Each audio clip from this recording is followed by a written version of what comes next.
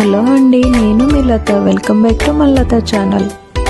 ఈరోజు మన వీడియోలోని కాజు పన్నీర్ కర్రీ ఈజీ అండ్ టేస్టీగా ఎలా తయారు చేసుకోవాలో చూపిస్తాను రండి.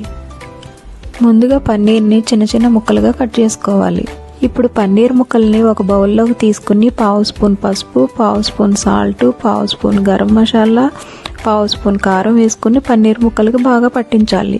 స్టవ్ మీద గిన్నె పెట్టుకుని కొద్దిగా ఆయిల్ వేసుకుని ఆయిల్ వేడెక్కిన తర్వాత పన్నీర్ ముక్కల్ని వేసుకుని అటు ఇటు కుదిర్చి కొద్దిగా వేగాక ఒక బౌల్లోకి తీసుకోవాలి.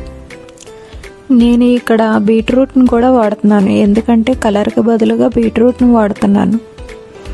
వీటిలోనే 5 లవంగాలు, 2 యాలకులు, ఒక చిన్న చెక్క, ఒక అనాస పువ్వు వేసుకోవాలి.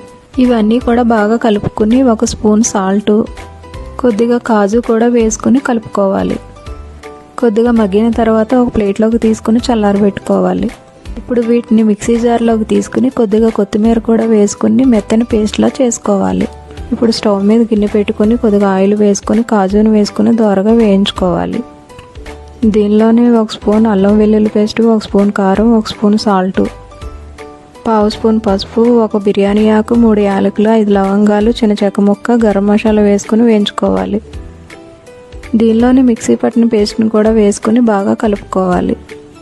ఇప్పుడు ఆయిల్ పైకి తేలిన తర్వాత కొద్దిగా వాటర్ కూడా వేసుకుని కలుపుకొని మూత పెట్టుకోవాలి. ఇలా ఇప్పుడు 10 నిమిషాల తర్వాత చూసినట్లయితే ఆయిల్ అంతా పైకి తేలుతుంది. ఇప్పుడే పన్నీర్ ముక్కల్ని గరం మసాలా వేసుకుని బాగా కలుపుకొని మూత పెట్టుకోవాలి. సిమ్లో 5 నిమిషాలు ఉడికిన తర్వాత చూస్తే మన కాజు పన్నీర్ కర్రీ రెడీ. ఇప్పుడు కొద్దిగా కొత్తిమీర జల్లుకుని సర్వింగ్ బౌల్లోకి తీసుకోవడమే. మీకు కూడా నచ్చిందా? అయితే కామెంట్ చేసి చెప్పండి. బాయ్ అండి.